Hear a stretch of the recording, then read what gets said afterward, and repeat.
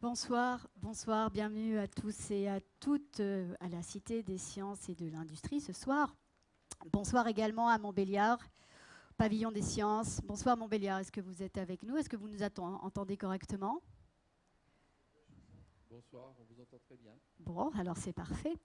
Merci donc à tous et à toutes d'être venus ce soir pour réfléchir, débattre, discuter, s'interroger sur les supplices ou les délices apportés par le sport, deux termes qui, excepté la rime, semblent bien contradictoires. Les supplices, ce sont plutôt les supplices de l'enfer. Les délices nous rappelleraient plutôt l'état du béat au paradis terrestre. Donc, qu'en est-il? À l'heure où, selon l'adage de Juvénal, mens sana in corpore sane, traduction à corps sain dans un esprit sain, fleurissent de toutes parts les injonctions à faire du sport, sur les réseaux, dans les journaux, sur nos téléphones mobiles, même avec des applications multiples et diverses. À l'heure où les sportifs de haut niveau sont de plus en plus performants, inutile de rappeler la 12e victoire de Rafael Nadal la semaine dernière à Roland-Garros. Où en est-on de ce que nous savons des bienfaits du sport et de l'activité physique? Pour en discuter ce soir avec nous, à Paris, à ma gauche, Samuel Vergès, bonsoir. Bonsoir. Vous êtes chercheur à l'INSERM, docteur en physiologie. Et puis Mario Bracco qui va arriver, il est coincé dans les embouteillages. Ancien sportif de haut niveau, double champion du monde de body fitness. À Montbéliard, nous avons avec nous Dominique Mullet. Vous êtes président de l'association Sport et Loisirs Bourgogne-Franche-Comté. Et à côté de lui, Eva Lacheret, vous êtes championne du monde d'escrime, plus précisément de fleuret junior. Donc bonsoir à vous. Nous allons un peu nous échauffer quand même avant de commencer cette conférence pour ne pas risquer les blessures du cerveau. Voyons ensemble, selon notre habitude, quelques petites questions pour nous mettre en condition de penser. Vous allez voter à main levée. Il fut un temps où nous avions des cartons rouges et jaunes et nous les avons supprimés parce qu'ils nous rappelaient beaucoup trop le foot et des arbitrages un peu arbitraires. Donc on se contente de lever le doigt. Qu'est-ce que pour vous une activité physique bénéfique? Une activité d'endurance ou en aérobie, c'est-à-dire du type marche par exemple, ou une activité en résistance ou en anaérobie? D'après vous, vaut-il mieux endurer ou résister? Endurer? Résister? Merci. Nous verrons tout à l'heure les réponses à ce quiz. C'est pour m'assurer que vous restez bien tout au long de cette conférence. Question de l'endorphine est-elle une hormone l'endorphine est une hormone appelée couramment hormone du bonheur parce qu'on la qualifie d'opioïde, car elle a une action similaire à celle de l'opium ou de la morphine. Est-ce vrai ou est-ce faux? Vrai? L'endorphine? Ouais, apparemment certains doutent. Et pour le faux? Nous verrons tout à l'heure si c'est la meilleure des drogues. Question 3. Un athlète possède un cerveau extrêmement plastique, lui permettant d'augmenter ses capacités d'apprentissage, nécessaires pour répondre aux multiples contraintes auxquelles il doit faire face. Est-ce vrai? Cette affirmation est-elle vraie ou est-elle fausse? Vrai? Faux. Là, vous êtes un peu partagé. Dernière question, la question 4. Quiz particulièrement musclé ce soir, puisque d'habitude, nous n'avons que 3 questions. Mais ça doit être le sujet du soir. L'exercice physique régulier prévient les risques d'apparition de certaines maladies chroniques. À quel rythme cela se vérifie-t-il? 20 minutes d'exercice hebdomadaire? Ou alors 30 minutes? Ou 45 minutes d'exercice 2 fois par mois? Pour vous, 20 minutes, 30 ou 40? 20 minutes dans le public? 30 minutes d'exercice hebdomadaire? Oui. Tout le monde a dit bah oui, ça semble évident. Donc ça veut dire que vous êtes tous et toutes abonnés à vos 30 minutes. Très bien. 45 minutes d'exercice 2 fois par mois? Non, c'est pas assez, j'entends. Très bien, merci beaucoup. Nous verrons ça tout à l'heure à la fin de cette conférence. Bonsoir Mario Bracco, vous venez d'arriver. Bonsoir. Bonsoir. Je vous présente à nouveau puisque j'avais présenté votre double fantomatique et que maintenant vous êtes là. Vous êtes donc double champion du monde de body fitness. Et puis on verra que vous êtes un sportif qui est demeuré heureux, pas repenti mais heureux. Nous en parlerons tout à l'heure. Rebonsoir Samuel Vergès. Oui, bonsoir. Donc vous êtes chercheur à l'INSERM, docteur en physiologie.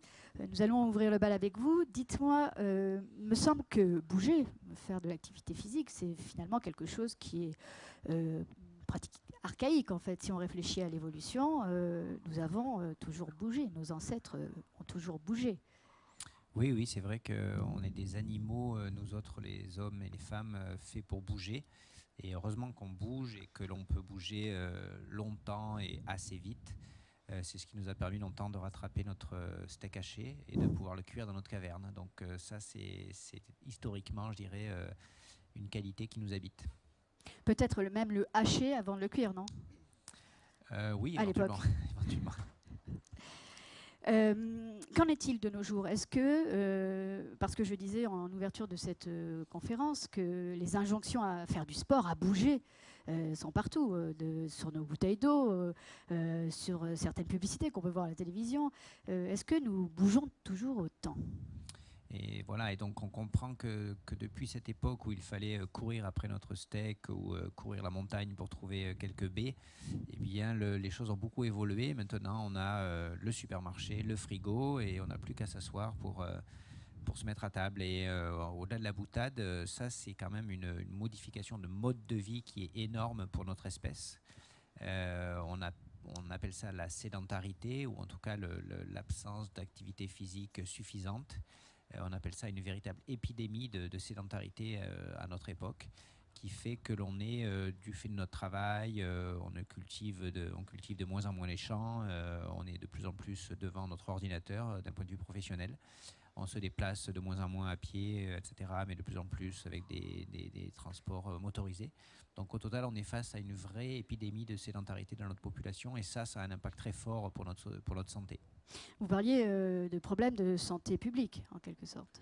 Alors ça en est au point de fait que cette sédentarité généralisée, hein, plus ou moins grande dose, mais qui touche toute notre société occidentale, est devenue de fait un vrai problème de santé publique. En fait, cette sédentarité, elle est à la base du développement et de l'augmentation de la fréquence de tout un tas de pathologies que l'on connaît bien, qui sont les principales causes de mortalité maintenant dans nos sociétés, pathologies cardiovasculaires, métaboliques, etc. Ça semble assez paradoxal parce qu'on a vraiment l'impression, parallèlement, que les sportifs de haut niveau, au contraire, ont accru leur capacité et sont capables de performances démentielles qui sont toujours soulignées comme même du jamais vu. Je parlais de Rafael Nadal, mais les commentateurs, me semble-t-il, disaient qu'on n'avait jamais vu un sportif remporter autant de titres sur la même surface, à haut niveau. Donc, comment expliquer en fait ce différentiel, en quelque sorte? Oui, c'est un vrai différentiel, une dichotomie, je dirais, entre le sport-spectacle qui a de plus en plus d'audience, de plus en plus de financement et des performances objectivement qui continuent à augmenter. Donc des athlètes de haut niveau qui font appel à des technologies, un sport professionnel qui se développe, donc un sport de haut niveau de compétition qui a de plus en plus de vent en poupe, le sport spectacle aussi qui nous attire, mais qui nous attire le plus souvent devant la télé. Et puis de l'autre côté, voilà, de l'autre extrémité, mais qui concerne la plus grande partie de la population cette fois, c'est cette fameuse sédentarité. Donc c'est vrai une différence entre cet attrait, cette fascination pour le sport de haut niveau, pour la performance de haut niveau, et finalement la pratique moyenne de nous autres. Vous parliez l'autre jour, quand je vous ai au téléphone, d'une triade, en fait, d'une triade qui assurerait notre bien-être et notre bonne santé, qui serait effectivement une activité physique régulière, mais aussi une nourriture de choix et un sommeil de qualité. Oui, voilà, c'est des facteurs exogènes que l'on appelle par rapport à notre santé, c'est-à-dire c'est des facteurs plus ou moins contrôlables, en tout cas qui agissent de l'extérieur, des comportements qui agissent sur notre santé en profondeur. Et ces trois-là, donc l'activité physique, la nutrition et le sommeil, sont vraiment trois facteurs qui vont agir en profondeur sur notre santé. Si notre activité physique est insuffisante, on en a parlé, mais aussi si notre prise alimentaire est inadaptée ou trop importante, ce qui est aussi un gros problème dans nos sociétés. Et si notre sommeil, en termes de temps passé à dormir, est réduit, ce qui est aussi une tendance forte dans notre société, ça, c'est trois facteurs qui vont nous conduire très vite, d'un point de vue statistique, mais réellement, qui vont nous conduire très vite vers un risque accru de tout un tas de pathologies chroniques, que l'on appelle chroniques. Est-ce qu'on peut envisager alors de prescrire l'activité physique comme médicament, puisque vous parliez d'épidémie de sédentarité, donc ça pourrait être considéré comme une maladie, et donc peut-être que le sport pourrait être considéré comme un médicament adapté Oui, c'est vrai. à Alors, il cette faut épidémie. savoir, de fait, il faut savoir en tant que scientifique, nous, maintenant, on a tout un tas d'études qui montrent la force de l'activité physique en termes de traitement. C'est-à-dire que l'activité physique est un véritable traitement et souvent même plus efficace que tout un tas de médicaments pour lutter contre ou pour prévenir ou pour lutter contre des anomalies cardiovasculaires métaboliques. Le fait de pratiquer une activité physique, c'est démontré scientifiquement, est un facteur très très fort de prévention et de lutte contre tout un tas de pathologies. Et du coup, ceci est tellement prouvé maintenant que le législateur a de fait, il y a quelques mois, donné la possibilité aux médecins de prescrire de l'activité physique aux malades. C'est-à-dire que lorsque un patient peut bénéficier d'une activité physique que l'on appelle adaptée à sa pathologie, eh bien, il peut faire appel à son médecin pour le conseiller, lui prescrire une activité physique adaptée à son cas. Est-ce que ça veut dire que si, d'après poursuivre les conseils de mon médecin, je m'inscris à un club de sport, je peux me faire rembourser mon abonnement? Alors voilà, maintenant on peut prescrire la structuration après où est-ce que l'on va pour pratiquer une activité physique adaptée et qui prend en charge les coûts. Ça, c'est des choses qui sont en discussion, qui sont en train d'être mises en place avec différents partenaires. C'est assez récent hein, cette possibilité de prescrire l'activité physique, mais c'est quand même un grand pas. Mais maintenant, de fait, il faut le réaliser, le concrétiser. Avant, on allait dans des centres de réhabilitation médicaux. On y va toujours dans une certaine phase de la pathologie où on allait chez son kiné, mais on ne peut pas, lorsque l'on a du diabète ou lorsque l'on a une insuffisance cardiaque, on ne peut pas toute sa vie aller dans un centre de réhabilitation ou chez son kiné. Donc il faut d'autres structures, et ça c'est un appel à tous les acteurs du monde du sport et de l'activité physique, d'autres structures qui sont capables d'accueillir pas seulement des gens qui sont là pour la performance sportive, mais qui sont là aussi pour prévenir ou soigner leur état de santé. Quelle différence pourrait-on faire entre sport et activité physique? Alors voilà, ça c'est une grande discussion, de grands débats, y compris sociologiques.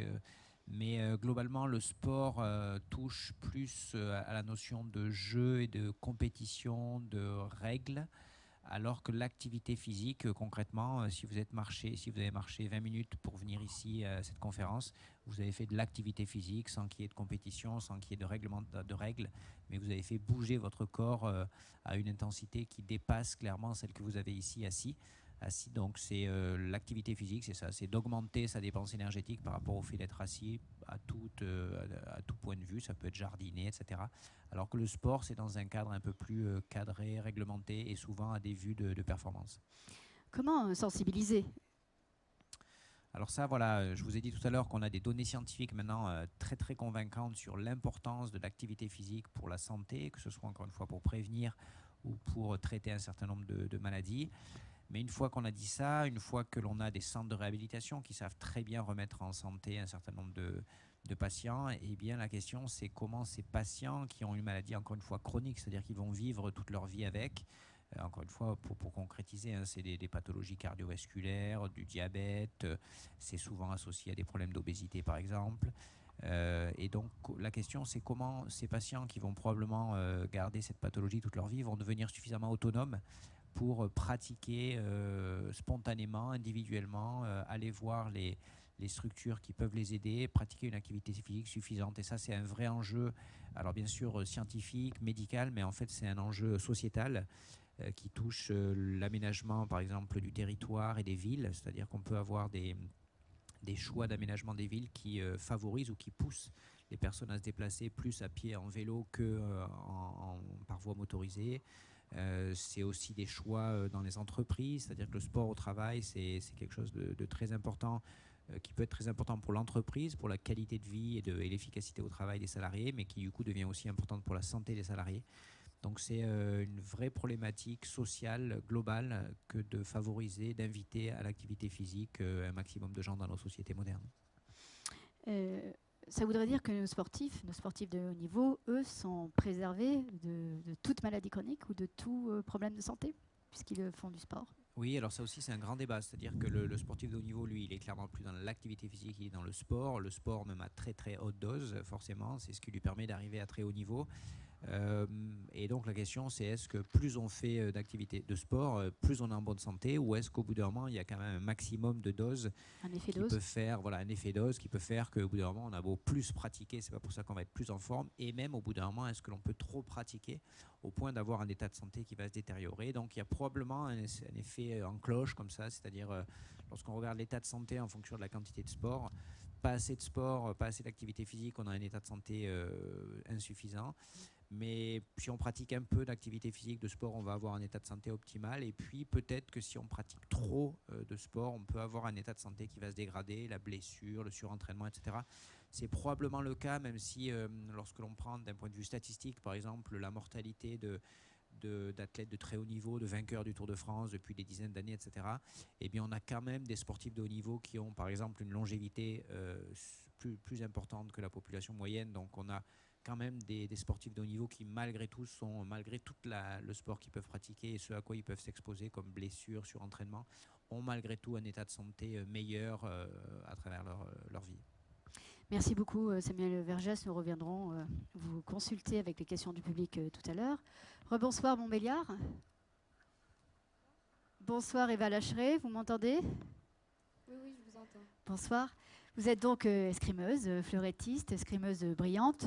Vous êtes championne du monde junior. Déjà, bravo.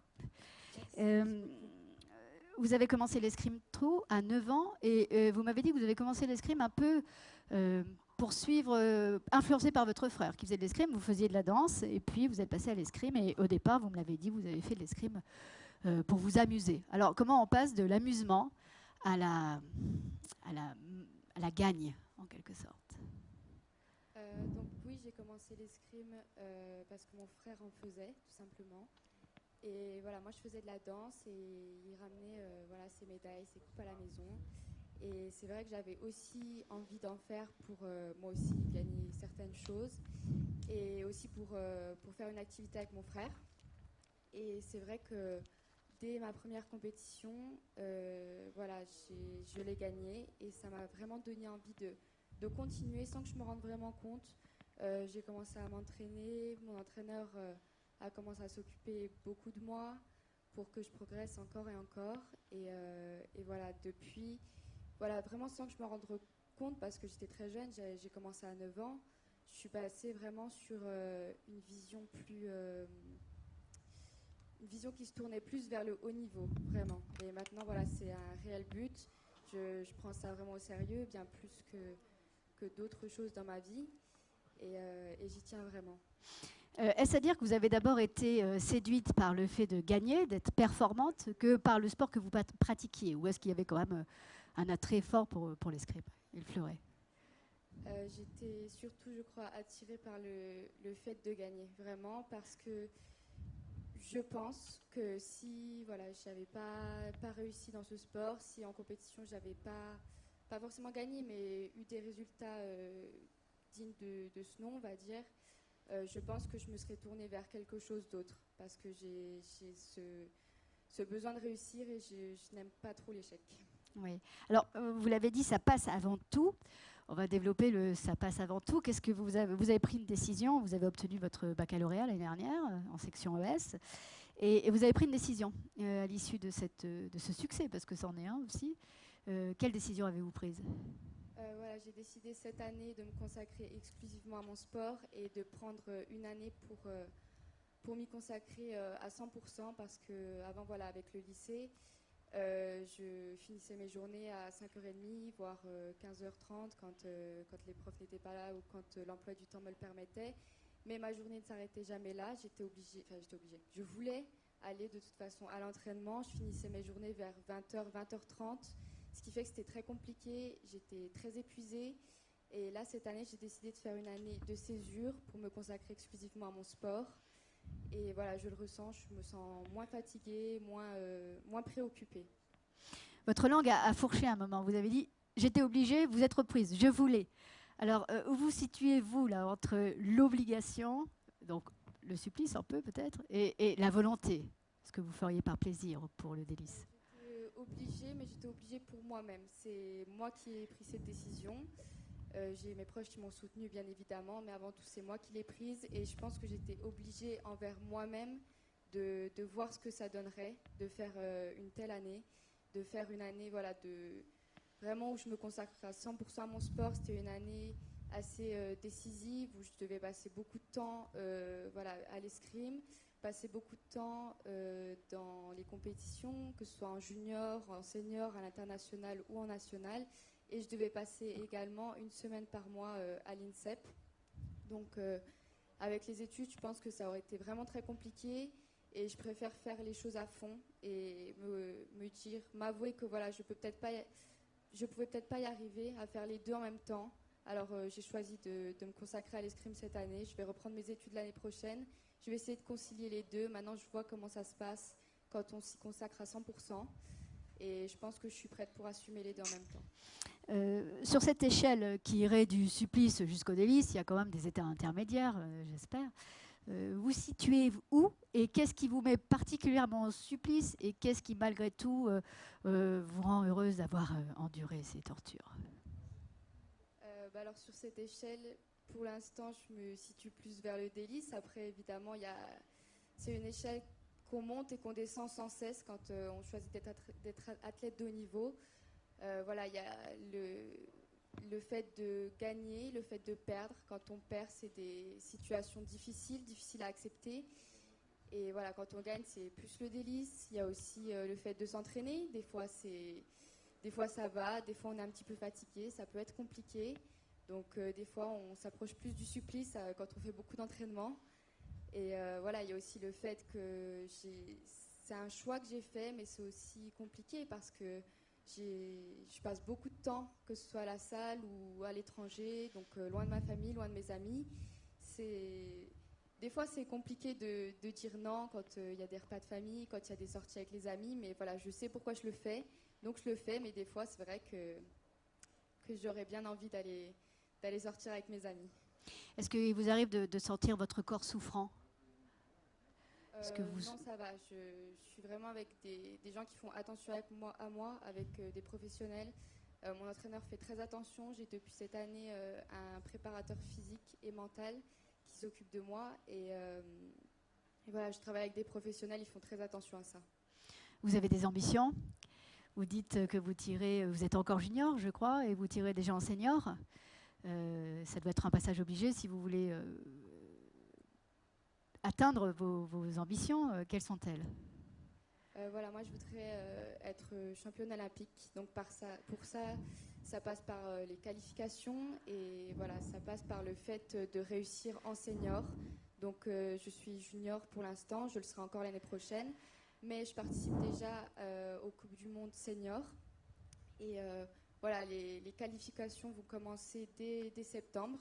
Ça va être une année très très très importante pour 2020, pour les Jeux de Tokyo en tout cas. Après, voilà, je serai jeune, j'y tiens particulièrement, mais si ce ne sera pas cette fois-ci, je travaillerai pour les Jeux de Paris en 2024.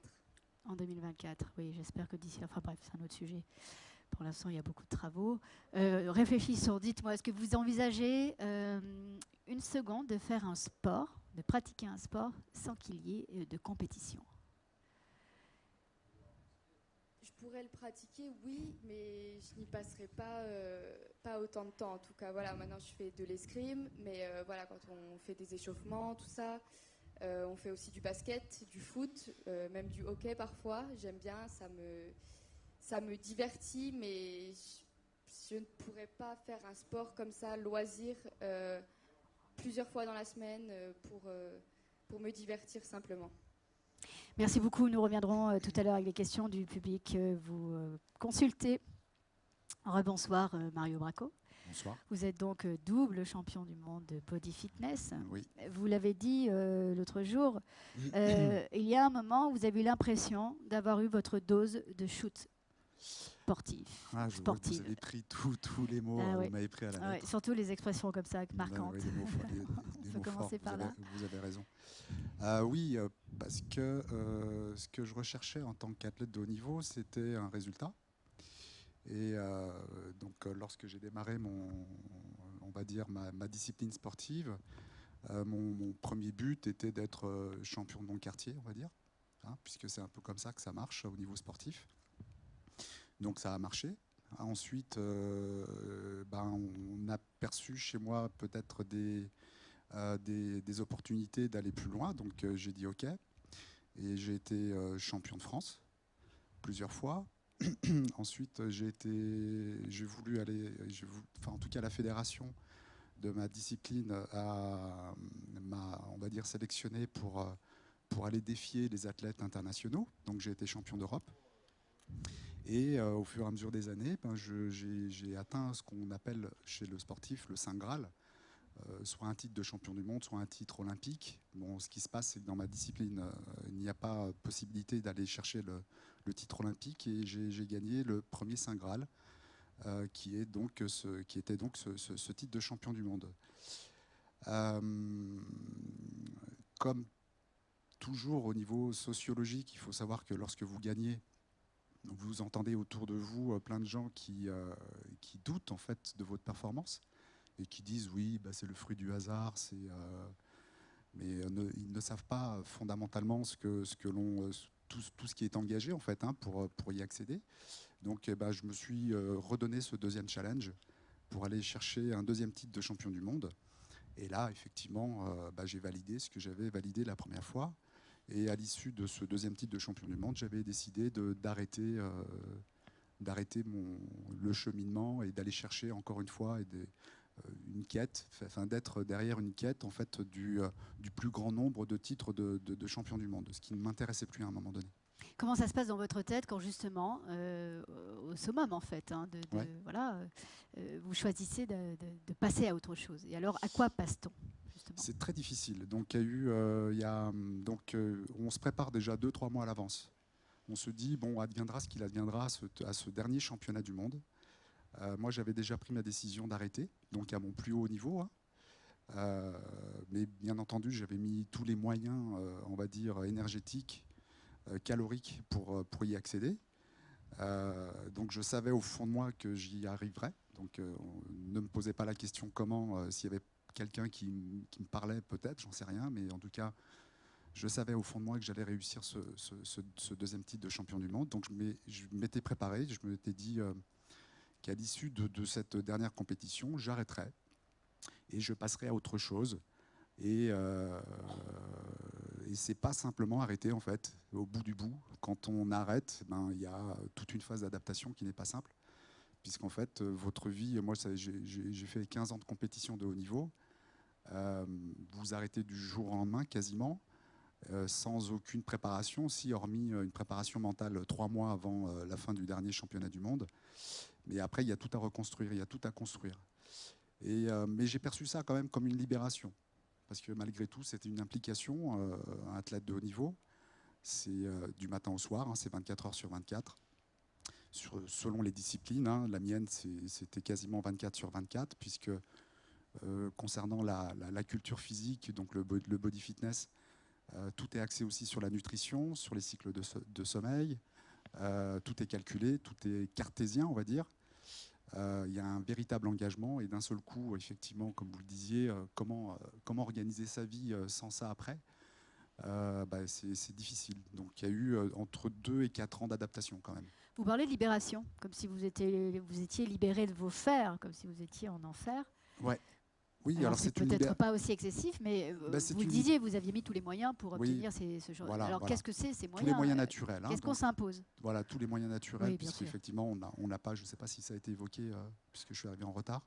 Non, pas encore. On a évoqué le dopage, donc moi j'ai choisi une discipline où on prône le naturel. Alors c'est très difficile de prôner le naturel dans un sport, puisque autour de vous, tout le monde ne pense pas pareil que vous. Donc il y a toujours des tricheurs, malheureusement, c'est comme ça. Après, ou des gens qui vont chercher, qui savent qu'ils ne pourront pas y aller naturellement, donc ils vont chercher des suppléments de synthèse.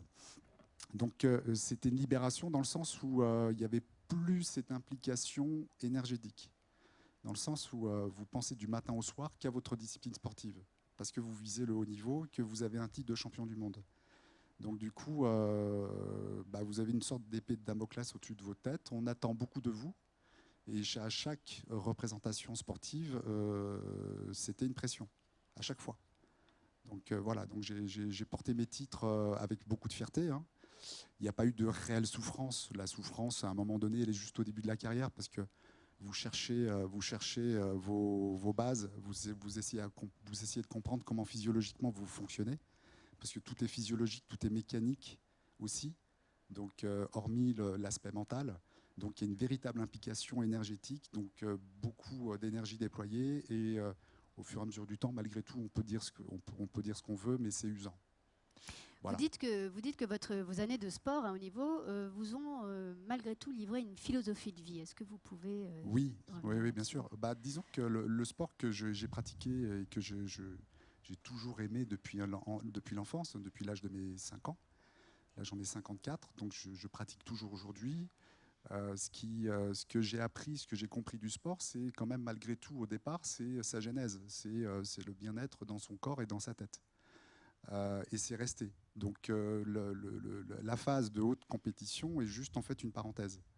Donc du coup, parce que j'ai eu la chance aussi de rencontrer des bonnes personnes, puisqu'il y a aussi ce qu'on vous inculque. Il y a vos pairs, vous rencontrez des gens qui vous inculquent des valeurs, qui vous apprennent les fondamentaux du sport, c'est-à-dire que ce n'est pas seulement une compétition envers soi-même ou envers les autres, ou contre les autres, c'est aussi un bien-être global qui va générer des choses intéressantes d'un point de vue mental et aussi physiologique, c'est-à-dire que ça permet de mieux vieillir, ça permet de vider aussi, de vider son sac. C'est un exutoire. Vous avez dit que vous avez mis de la lumière dans votre assiette. Voilà, tout à fait. Alors, ce qui se passe, c'est qu'au niveau sportif, quand on se prépare, quand on est sportif de haut niveau, on est très carré, encore une fois, au niveau de l'alimentation. Donc, il y a ces notions caloriques et puis ces notions nutritionnelles, c'est-à-dire les répartitions glucidiques, lipidiques, protidiques, et lipidiques et glucidiques, donc les trois, et micronutritionnels aussi, parce que vous devez aussi faire attention à vos apports en minéraux, en oligo-éléments, en vitamines. Donc tout ça, en fait, en quelque sorte, c'est une sorte de petite prison. Parce que vous savez qu'à partir de ces équations nutritionnelles, il y a un résultat derrière. À la sortie donc, pendant ces 15 ans, on va dire, de haut niveau, j'ai appris à manger. Et au fur et à mesure du temps, j'ai appris à mettre de la lumière dans ces assiettes, qui étaient fades au départ. Puisque un sportif lambda va commencer avec du poulet, riz, œufs et tout cuit à l'eau, d'une fadeur, vous n'imaginez même pas. Tout ça pour arriver à un résultat qui n'est pas forcément là. Et au plus vous remettez en question cette assiette, au plus vous l'éclairez, au plus on arrive à des résultats positifs. Et j'en ai donc tiré des conséquences de tout ça. C'est-à-dire qu'au fur et à mesure de mes années de compétition, je rajoutais des choses qui illuminaient cette assiette. Voilà, donc un carreau de chocolat, donc qui est censé être le diable dans le sport. Ces choses un peu dites caloriques, alors que fondamentalement, un carreau de chocolat, si on devait être très mathématicien, c'est rien quoi, dans une journée. Sachant que dans une journée, on peut dépenser entre 3000 et 5000 calories. Vous voyez ? Donc, une fois que j'ai arrêté, toute cette expérience, en fait, m'a été... toute cette expérience qui a été donc menée pendant toutes ces années, j'ai appris à concevoir de façon encore plus lumineuse mon assiette.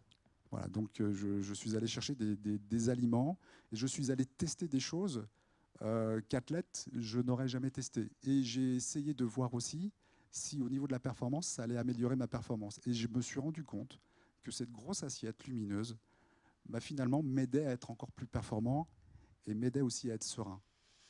Voilà. Sorti du cloître pour devenir épicurien, m'avez-vous dit l'autre jour, épicurien au sens de jouisseur tempéré, évidemment, qui est le premier sens, hein, parce qu'après on sait que les vicissitudes qu'ont connu ce mot quand les philosophes chrétiens s'en sont emparés. Vous êtes actuellement, vous pratiquez encore évidemment, vous faites encore du sport, mais vous êtes parallèlement naturopathe et herboriste. Voilà, je suis naturopathe, herboriste, effectivement. Je pratique toujours le sport, j'ai envie de dire, au quotidien. Donc tous les jours, je me fais entre 1 heure et 1 heure et demie de sport par jour. Donc je conserve cette idée que le mouvement fait partie de mon code génétique. Donc ça c'est très ancré en moi. Donc après, l'idée, c'est de ne pas tomber dans l'excès, de ne pas tomber dans une forme de bigorexie, ce mot qui a un petit peu fait de mal depuis quelques temps un peu aux sportifs de haut niveau, puisque je pense qu'il y a une maldonne au niveau de la définition propre de ce mot. Donc, et puis, effectivement, donc la naturopathie qui se rapproche, on va dire, de la culture physique. Hein, donc, je me rapproche de la philosophie d'Hippocrate qui disait que ton aliment soit ton médicament. Finalement, j'ai essayé de me rapprocher de ce grand homme. Et au quotidien, j'essaye de démontrer à mon entourage, à mes élèves, en conférence, en séminaire, que nous n'avons pas besoin absolument d'apports exogènes de synthèse pour être en bonne santé. Ça commence déjà par un très bon équilibre de son assiette et avec des aliments bruts, non raffinés, et non transformés, enfin en tout cas non ultra transformés. Merci beaucoup Mario Bracco. Nous reviendrons tout à l'heure vous interroger avec les questions du public. Nous retournons à Montbéliard. Rebonsoir Dominique Mullet. Vous êtes président de l'association Sport et Loisirs de Bourgogne et de Franche-Comté. Je vais reprendre une phrase de Samuel Vergès tout à l'heure qui a dit, quand on parlait de sensibilisation au sport, pour lutter contre cette épidémie de sédentarité, qu'il disait « Cette sensibilisation est un enjeu sociétal ». Et beaucoup de choses en dépendent, en fait. L'aménagement, il disait, du territoire et des villes, ce qui se passe en entreprise. Je crois que vous êtes très bien placé pour parler de tout ça. Est-ce que vous pouvez nous dire en quoi consiste votre association et quelles en sont les missions ? Notre association, elle a pour but de mettre à disposition des éducateurs sportifs dans les clubs et associations. Globalement, sur l'ensemble de Bourgogne-Franche-Comté, c'est plus de 1000 salariés qu'on met à disposition. On s'est rendu compte, et en tout cas on regarde ce qui se passe dans la vie, et on s'est aperçu que le mouvement sportif, qui était resté très ancré sur la notion de sport et non pas d'activité physique, il devenait nécessaire de former les éducateurs à ces nouvelles disciplines, à ces nouvelles pratiques. Parce que d'une façon générale, les éducateurs sportifs viennent du monde de la compétition. Donc quelque part, ils sont câblés compétition et il était nécessaire de leur apporter toute cette dimension activité physique, mais je dirais plus plaisir, le plaisir de faire une activité. Et à partir de ce moment-là, on a commencé donc à les former. On s'est également posé la question de où étaient les gens qui ne pratiquent pas d'activité physique. Et on a identifié trois lieux. C'est le premier lieu, c'est la ruralité. C'est-à-dire qu'il y a des gens dans le milieu rural qui ne peuvent pas pratiquer parce que ils n'ont pas un gymnase, ils n'ont pas d'éducateur, ils n'ont pas... Voilà. La deuxième tranche de population qui pratique très peu, c'est le public en entreprise. Les gens en entreprise, pour tout un tas de bonnes et de mauvaises raisons, ne pratiquent pas d'activité physique, sous prétexte qu'il y a des réunions, sous prétexte qu'on sort tard le soir, sous prétexte que c'est loin. D'accord ? Et le troisième public, c'est le public des jeunes. Parce que malgré que les jeunes fréquentent beaucoup les clubs, il y en a énormément qui sortent des clubs, et souvent ils sortent très jeunes, même des jeunes, des enfants qui vont en club jusqu'à 12-13 ans, on les voit disparaître des radars du sport, quoi. Donc, et ces trois familles-là, elles ont souvent un dénominateur commun qui est l'éloignement ou la mobilité. C'est-à-dire que quand je prends l'entreprise, les gens disent « mais le gymnase est loin, je ne sais pas où aller ». Dans le milieu rural, je dis tout à l'heure, il y a le gymnase. Les enfants, ils sont parfois dans des quartiers ou des endroits où il n'y a pas d'éducateur ou pas d'activité. Donc on est parti du concept de se dire, il faut qu'on aille à eux. Alors, justement, il faut que vous alliez à eux, d'accord ? Et on connaissait les food trucks, on parle beaucoup de ça, et on a les camions du sport aussi.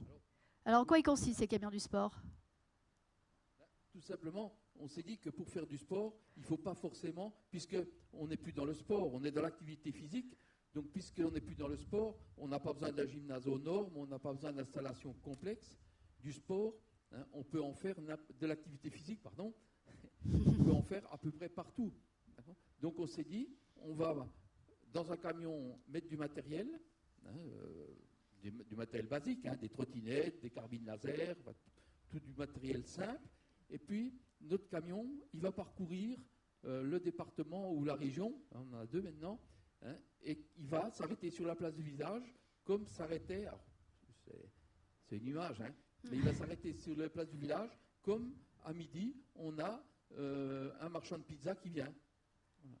Hein, et quand vous regardez, quand vous êtes dans un village, vous avez toujours une salle de convivialité, vous avez tout, parce qu'on fait de la fête dans le milieu rural. En entreprise, il y a toujours des salles qui peuvent être utilisées à ces fins. Donc, voilà, on vient avec notre camion, on vient avec notre éducateur. D'accord ? Et l'idée de l'éducateur, hein, c'est pas de tout faire, c'est de réussir, hein, à passer la main derrière à des gens, à des locaux. Dans le milieu rural, par exemple, on a des clubs qui sont en difficulté aujourd'hui, il ne faut pas le nier, hein, pour toutes les évolutions qu'il y a du système sportif. Eh ben, l'idée, c'est de trouver d'autres activités aux éducateurs qui sont dans ces villages ou dans ces quartiers et de les former à toute cette partie activité physique, prendre du plaisir. Je crois que c'est la première chose. Si vous parlez de sport, hein, on s'aperçoit souvent les gens, la première fois on leur parle de sport ou qu'on les amène dans une salle, ils ressortent, ils sont des fois encore plus mal que quand ils sont rentrés. Parce qu'ils ont découvert qu'ils avaient des muscles, ils ont découvert que... Donc l'idée, c'est bien d'amener cette partie sociale et de se dire, ben non, j'y vais déjà parce que j'ai des copains, j'y vais parce que l'éducateur, il est sympa. D'accord ? Et la notion de bienfait physique vient seulement en deuxième lieu. Voilà ce qu'on essaye, nous, d'apprendre à nos éducateurs. Vous m'avez donné 2 exemples, mais il y en a sûrement beaucoup plus. Mais entre autres, une expérience qui a été faite avec des mamans, des poussettes. Ah, c'est une expérience qu'on a fait, d'ailleurs, pas loin d'ici, à Belfort. Hein, on avait une éducatrice, hein, je vais dire dans la salle qui doit la connaître, Caroline Valdener, hein, qui s'était dit, mais le problème, hein, de faire des activités physiques à des mamans qui ont des petits de 2 ou 3 mois, c'est qu'est-ce que je fais de mon gamin ? Parce qu'on n'a toujours pas... On est toujours dans la mobilité, hein, on est toujours dans... qu'est-ce que je fais de mon gamin pendant l'heure d'activité Donc elle avait imaginé toutes des activités physiques avec les poussettes. Vous avez aussi parlé... Alors, est-ce que vous pouvez... Ça consistait en quoi ? On courait avec la poussette, on attachait un élastique, on sautait avec la poussette. La poussette, si vous êtes en ville, mais que vous soyez n'importe où, si vous êtes un bon éducateur, vous allez toujours trouver des exercices à faire avec rien. Oui. Des bancs, des marches d'escalier. Oui. Voilà. Mais il y a toujours quelque chose.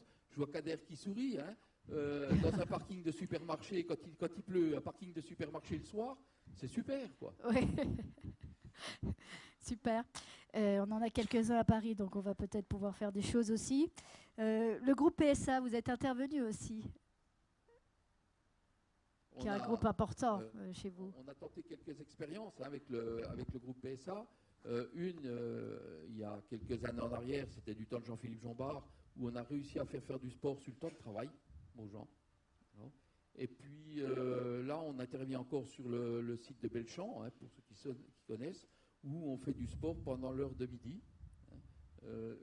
Toujours dans cet esprit de dire aux gens, vous n'avez pas à bouger. Si vous dites, je vais faire du sport pendant midi, si vous sortez de l'usine et que vous faites 1 kilomètre pour aller dans une salle de sport et tout, vous ne rentrez plus dans le créneau médian.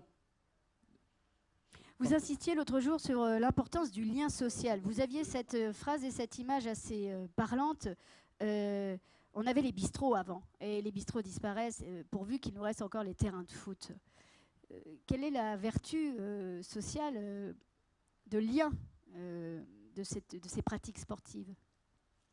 Mais parce qu'aujourd'hui, je pense que l'activité physique est aussi une façon de créer du lien social. Hein, et le lien social, aujourd'hui, on est en train de le perdre.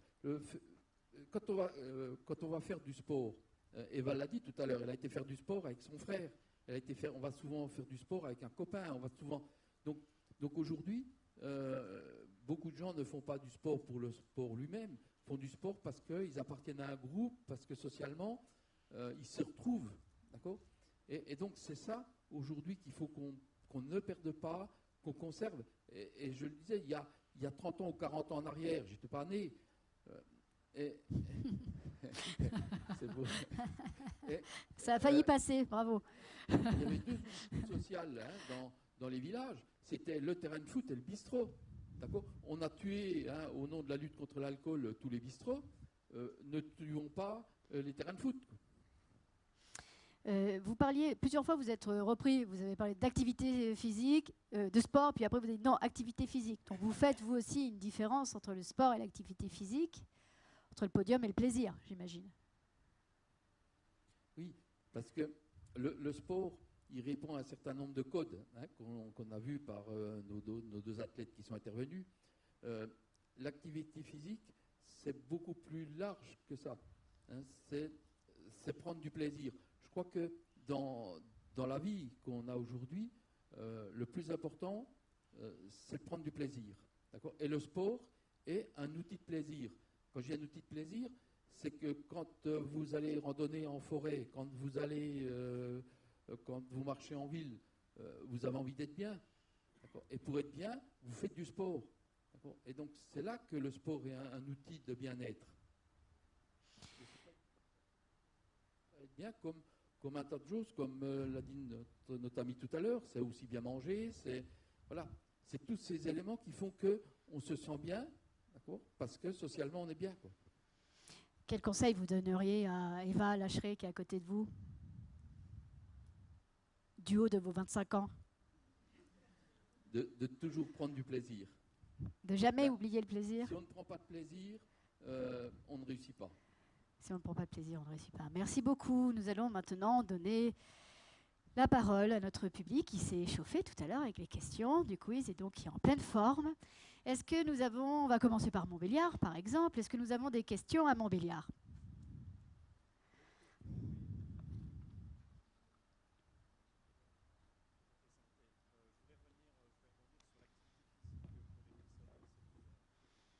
Une question à Montbéliard, oui? Vous avez des questions chez vous, dans le Doubs? Oui, elle est en train d'être posée. Allô? Allô? À Paris peut-être, en attendant qu'on ait rétabli le contact. Est-ce qu'à Paris on a une question? Des questions? Oui, on a une question ici à Montbéliard. Ah bah super, alors on y va. On va changer de micro. Non, c'est ce micro qui ne passe pas. Ah, là vous m'entendez? Oui, parfait. Voilà la question. Superbe. Bonjour Kader, coach athlète santé. Voilà, je voulais revenir sur les fondements. Tout à l'heure, on parlait de l'activité physique pour les personnes dites sédentaires ou bien atteintes de pathologies. Depuis 2008, la Fédération française d'athlétisme a mis en place autour de la table avec le ministère de la Santé un carnet qui s'appelle le carnet sport par ordonnance, qui a été mis en place et qui fonctionne moyennement bien à ce jour. Je voulais savoir ce qu'il en était et si nos athlètes de haut niveau pouvaient nous en parler et s'ils étaient eux-mêmes au courant de cette activité. Alors nos athlètes, et puis on verra avec Dominique Mullet et Samuel Vergès tout à l'heure, nos athlètes, Eva Lacheret.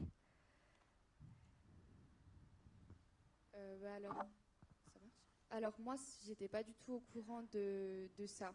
Je suis désolée, je peux pas répondre parce que je suis pas du tout au courant de ce que vient de dire Kader. Mario Bracco.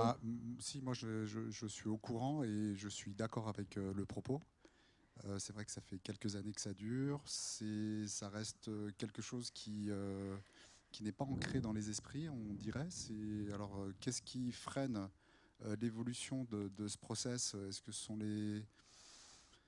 que ce sont les administrations? Est-ce que dans l'état d'esprit du français, peut-être c'est pas non plus un réflexe? Enfin, la manière de communiquer peut-être, non? Pardon? La manière de communiquer aussi autour de cette... Peut-être la manière de communiquer aussi. Peut-être j'ai l'impression que c'est pas valorisé à sa juste valeur en tout cas. Dominique Mullet, qu'est-ce que vous pouvez nous dire de plus sur ce carnet de santé sportif? Je pense qu'aujourd'hui, il y a deux freins. Hein. Il y a le frein médical, c'est-à-dire que si vous vous adressez à votre médecin et que vous lui demandez qu'est-ce que je peux faire comme activité physique et où, je pense qu'il a un peu de difficulté à répondre. Alors là-dessus, je crois savoir que Vidal est en train de fabriquer un Vidal du sport. Ah, Donc ouais. là, je ne peux pas dire où ça en est, mais en tout cas, c'est un projet qui est en train. Et puis nous, du côté sportif, c'est aussi compliqué de s'organiser. Parce qu'autant quand on est sur du sport, dans la partie prévention de ce sport, on peut organiser des groupes suffisamment importants. Par contre, demain, si votre médecin vous prescrit de l'escrime ou si vous prescrit du canoë-kayak, ben, il faut trouver un groupe suffisamment important pour réussir à amortir les coûts. Parce que, comme l'a dit Eva tout à l'heure, dès lors qu'on intervient sur l'individu, il faut quand même qu'on ait des gens formés, compétents. Et les gens formés, compétents, il faut les payer, quoi. Et aujourd'hui, on n'est pas du tout prêt en France à financer la prévention. Moi, je retiens des propos de l'ARS qui nous ont clairement dit on vous finance l'expérimentation, on ne financera pas la vie courante, quoi. L'ARS, s'il vous plaît, est-ce que vous pouvez rappeler pour tout le monde de quoi il s'agit? L'Agence régionale de santé. D'accord, merci. En France, ça revient. Vous dites que ce n'est pas ancré dans l'esprit français. Mario Bracco, vous parlez de en France, on n'est pas prêt à financer la prévention. Samuel Vergès, qu'est-ce que vous pouvez dire à ce sujet? Oui, moi je vois deux enjeux pour arriver à développer cette pratique d'activité physique dans des clubs, etc., adaptés. Il y a l'enjeu de la formation, ça a été dit, c'est-à-dire qu'il ne faut pas seulement former des entraîneurs sportifs, il faut former aussi des encadrants d'activités physiques adaptées. Alors il y a des cursus de formation qui existent pour ça. Les cursus universitaires comme le STAPS le font déjà depuis plusieurs années, y compris dans le domaine des brevets d'état, jeunesse et sport. Il y a cette prise de conscience qu'il y a des compétences supplémentaires à avoir pour un encadrant sportif pour être capable de faire non seulement de l'entraînement sportif mais également de l'activité physique adaptée. Et après, une chose qui a été abordée aussi, c'est le financement. C'est-à-dire que lorsque l'on a une pathologie, alors en particulier lorsqu'on est déjà malade, en France, on a l'habitude qu'à peu près tout soit pris en charge pour être traité. Et là, il faut acter, mais au niveau nutritionnel, c'est un peu la même chose, il faut acter qu'il ne faut pas attendre qu'on soit pris en charge à 100% forcément pour aller dans un club sportif, pour soigner son alimentation, mais il faut peut-être rentrer dans les mentalités, entre autres françaises, que mettre un petit peu d'argent pour aller dans un club sportif ou pour manger de qualité, c'est aussi capitaliser entre guillemets pour sa santé et que c'est pas seulement quand c'est remboursé qu'il faut le faire, quoi. Le Vidal du sport, vous êtes au courant? Non, mais c'est intéressant, comme c'est vraiment dans le sens de dire le sport, l'activité physique, c'est un véritable traitement aujourd'hui, donc de fait, il faut fournir les listings qui nous permettent de le prescrire de qualité. Une question à Paris. Monsieur.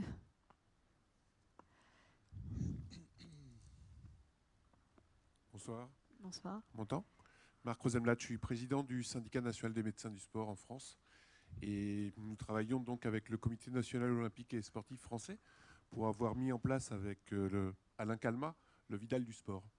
C'est en fait des informations qui viennent de toutes les fédérations qui, comme vous le savez, ont mis en place des activités physiques non forcément sportives et ainsi permettre pour les médecins qui vont prescrire de l'activité physique d'avoir des données sur les différents effets bénéfiques ou voire peut-être parfois des effets qui peuvent être délétères, exceptionnels, par rapport à toutes les activités physiques que l'on propose dans toutes les fédérations sportives en France.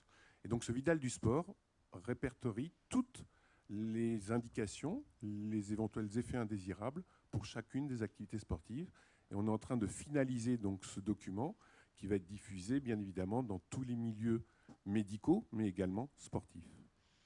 Merci beaucoup, monsieur, de votre éclairage. Et du coup, ça me permet... Les effets indésirables du sport, ce que vous avez appelé également les effets délétères.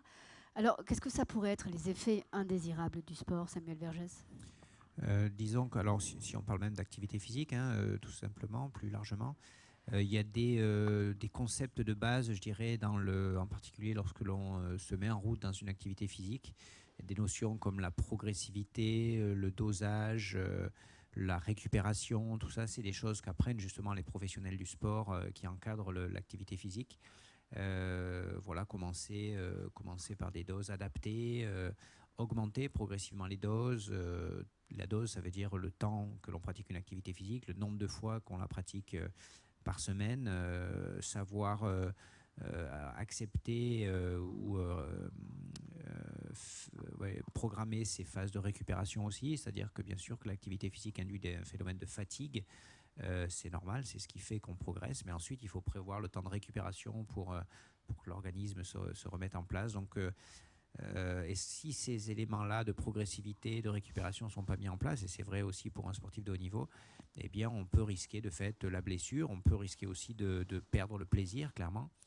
Donc ça, c'est en ça que cette activité physique, elle mérite d'être accompagnée depuis le médecin jusqu'à l'encadrant sportif au sein du club, etc. Parce que c'est à la fois, ça peut paraître basique que de marcher, et c'est déjà un comportement très important tous les jours, une demi-heure.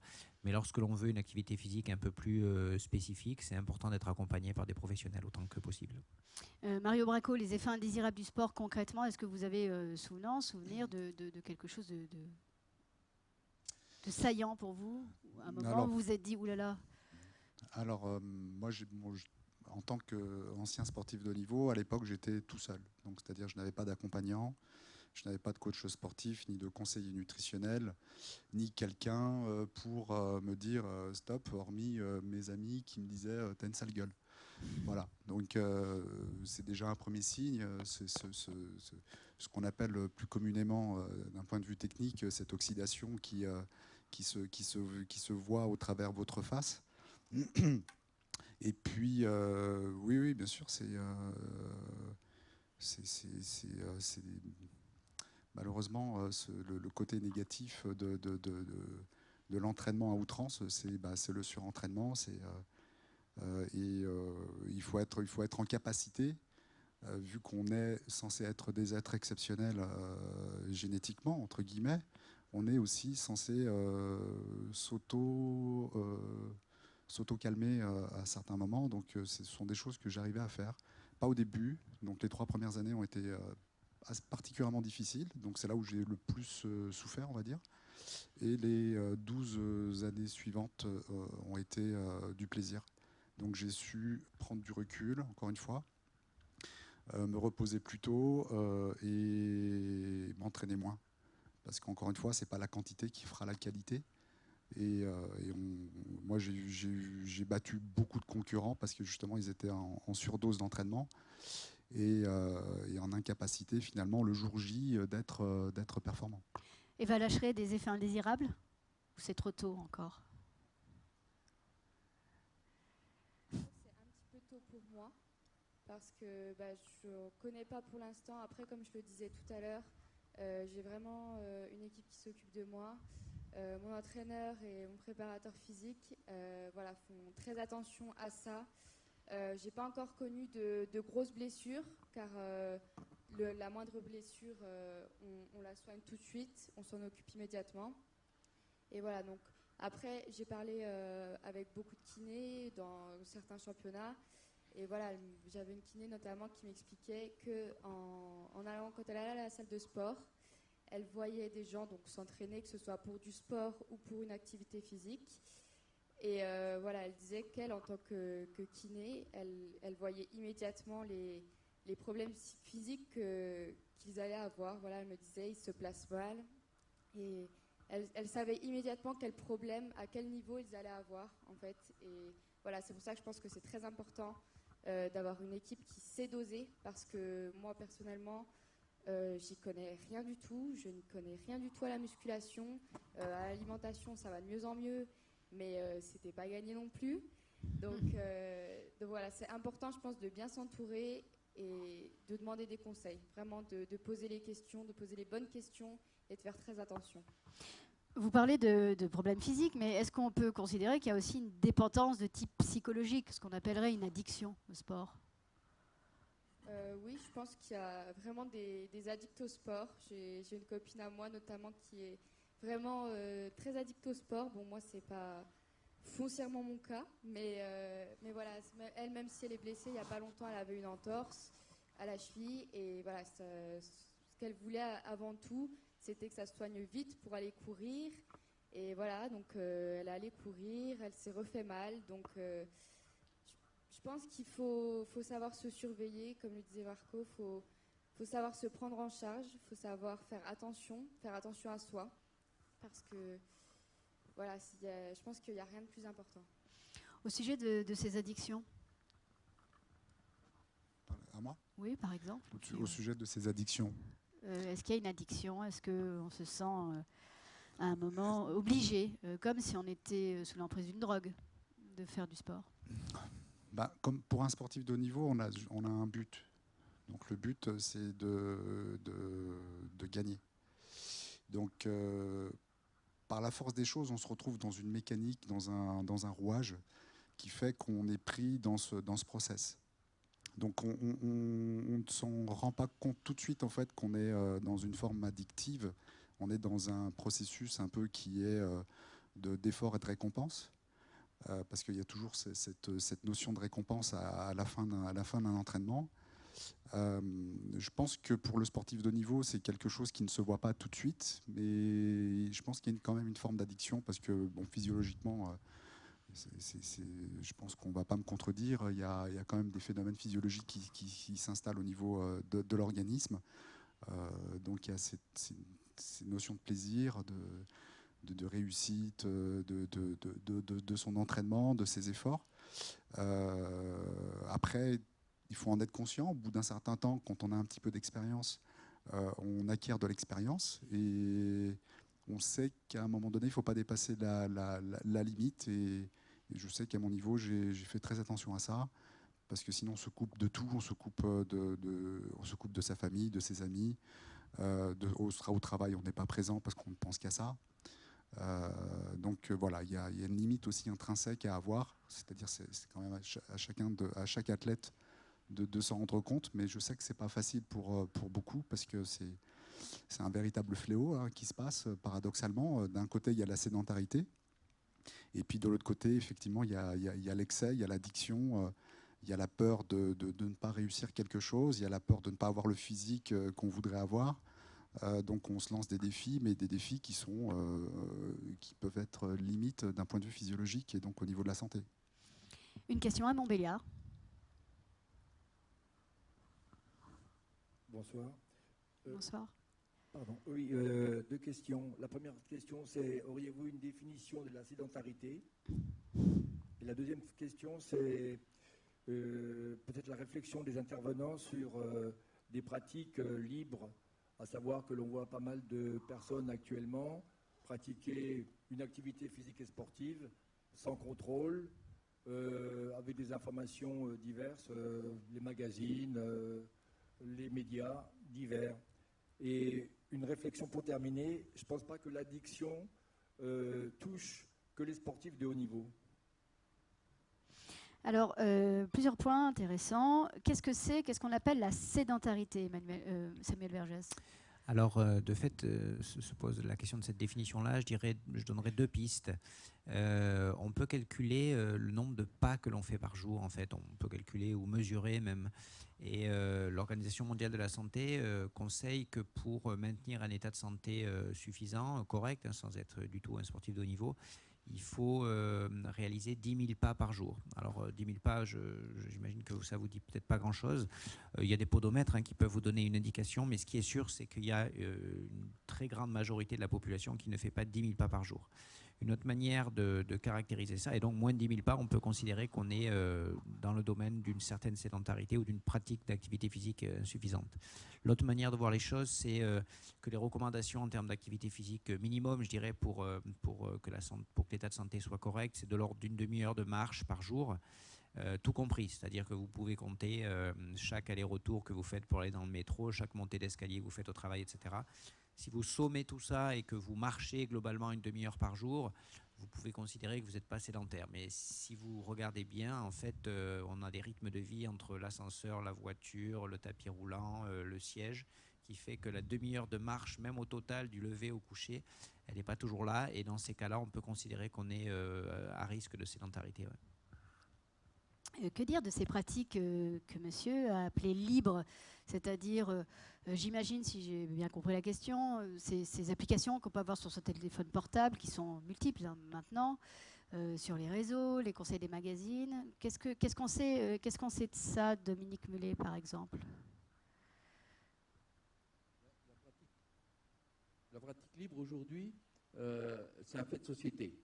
Je crois qu'on n'y peut pas... on n'y peut pas grand-chose. Il y a des équipements qui sont maintenant mis à disposition pour également faire des pratiques libres, puisqu'on voit les jeux de parc dans les villes, on voit des terrains de foot maintenant qui sont en accès libre. Il y a deux choses. C'est comment nous, mouvements sportifs, comment nos éducateurs, on est capable de réagir et de faire en sorte que les gens viennent plutôt nous rejoindre et faire une activité sans risque ou à moindre risque avec nous. Donc là, je dirais qu'il faut qu'on devienne aussi des commerçants. Ça, c'est l'aspect. Et puis après, la deuxième réflexion que j'aurais là-dessus, est-ce qu'il est plus dangereux de faire une pratique libre que d'être sédentaire? Votre réponse? Ça ramène une question, c'est la question du certificat médical. Aujourd'hui, il y a des gens qui ne pratiquent pas parce qu'ils ne veulent pas s'embêter à aller chercher un certificat médical.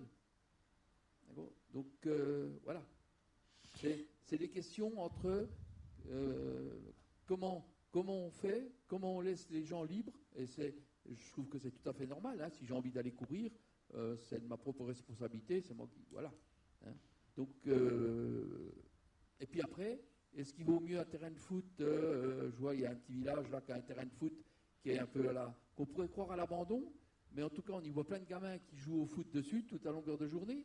Est-ce qu'il ne vaut pas mieux un terrain comme ça qu'un terrain bien entretenu avec des vestiaires, et puis qui n'est ouvert qu'une fois par semaine parce qu'on ne veut pas abîmer la pelouse, et puis qu'il n'y a que 11 personnes qui pratiquent dessus? C'est toutes des interrogations parce qu'aujourd'hui, le mouvement sportif est dans un grand changement, parce que la société change et il faut que le mouvement sportif s'adapte à ces changements. Alors c'est compliqué parce qu'on a un mouvement quand même, et je me mets dedans, qui est vieux, qui a des vieilles habitudes, qui a du mal à bouger, quoi. Mais en tout cas, la société bouge. Si on ne bouge pas, on n'aura que de la pratique libre demain. Samuel Vergès, au sujet de ces pratiques libres, est-ce qu'elles sont dangereuses? Est-ce que malgré tout, elles peuvent quand même comporter des bénéfices, Est-ce qu'il vaut mieux être libre que sédentaire? Donc là, on parle vraiment d'activité physique. Donc l'activité physique libre, heureusement qu'elle existe. Heureusement que vous pouvez marcher plutôt que de prendre la voiture pour aller au travail, etc. Donc si on parle d'activité physique, elle peut être en grande partie libre et on ne va pas mettre toute la population française dans des clubs de sport, c'est sûr. Là où c'est un petit peu plus sensible, c'est peut-être chez les malades, c'est-à-dire que les personnes qui présentent une pathologie, ou bien sûr qu'il y a une pratique d'activité physique libre qui est possible chez elles. Mais là, c'est une activité physique qui doit être adaptée à leur pathologie et elles peuvent avoir besoin d'un accompagnement professionnel. Il y a aussi la reprise de l'activité physique, c'est-à-dire une personne qui n'est pas forcément malade, mais qui a jamais ou qui depuis très longtemps n'a plus d'activité physique. Donc là aussi, ça fait appel à une manière de faire qui peut faire qu'un professionnel est nécessaire. Mais globalement, heureusement qu'il y a l'activité physique libre possible. Et le footing du dimanche? Allez-y. On va voir son... Merci. Merci. Mais on va voir son médecin avant ou on peut... Non. Après, si vous pouvez toujours en parler à votre médecin, mais si vous êtes en bonne santé, si vous avez un âge raisonnable, que vous n'avez pas de problème de santé particulier, heureusement que vous pouvez d'abord marcher, sans doute, je dirais surtout, puis ensuite courir. Mais non, il n'y a pas d'obligation médicale. Non. Une question à Paris. Oui.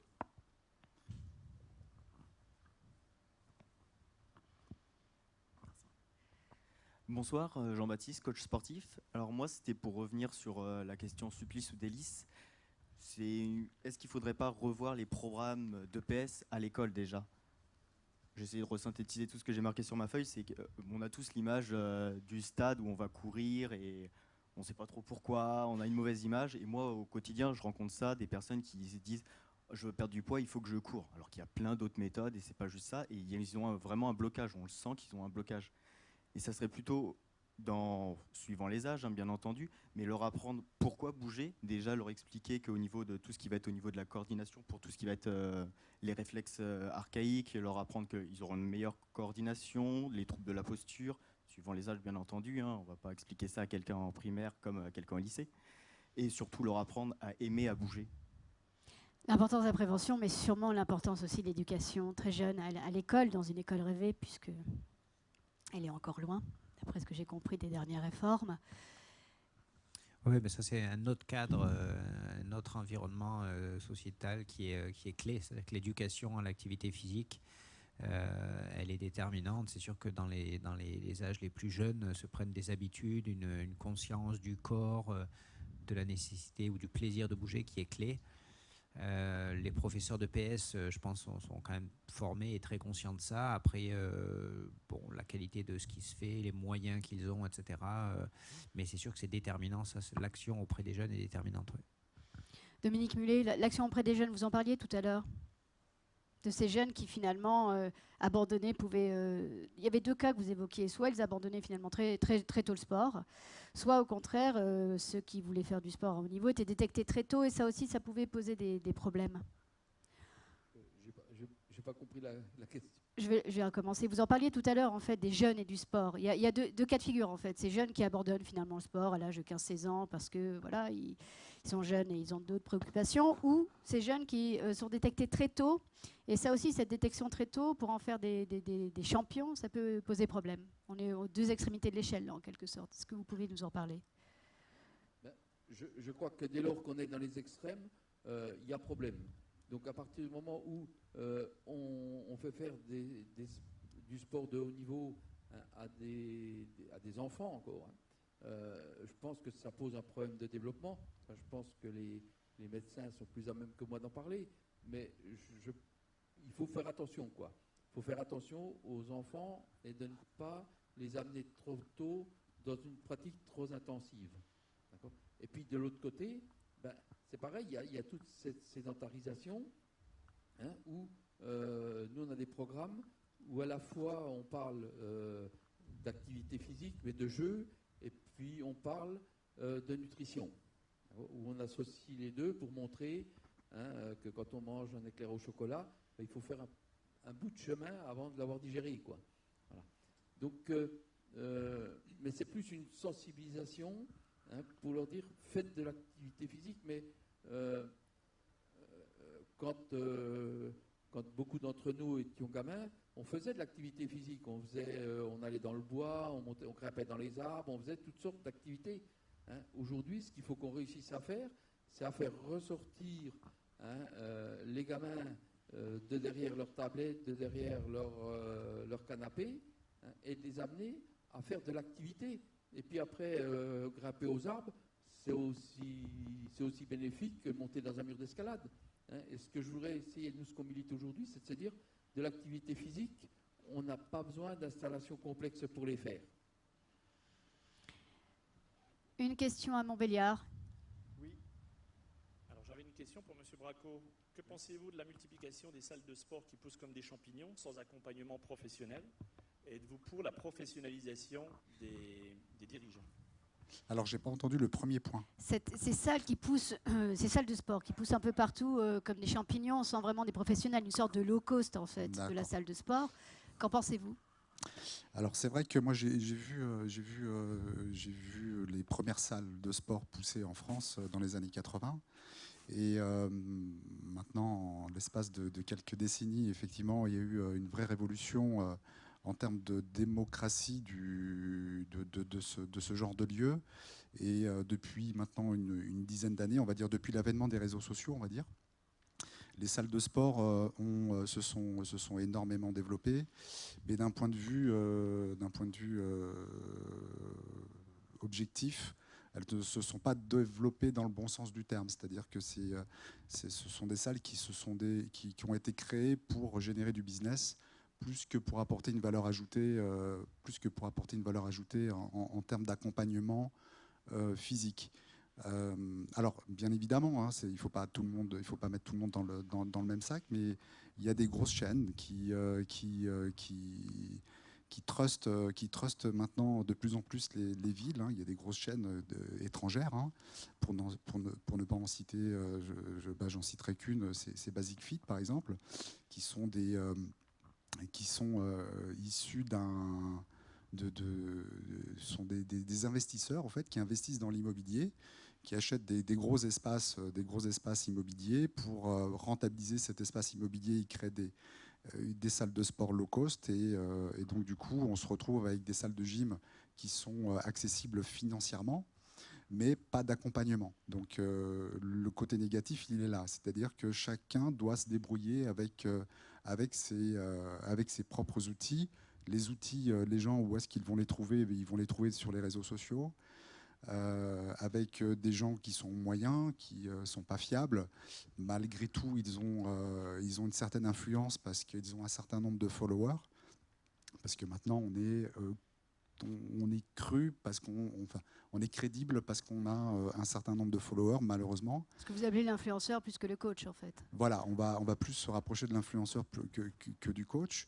Moi, je suis partagé parce qu'en même temps, ces lieux sont quand même permettent aux lambda moyens d'aller bouger à moindre coût.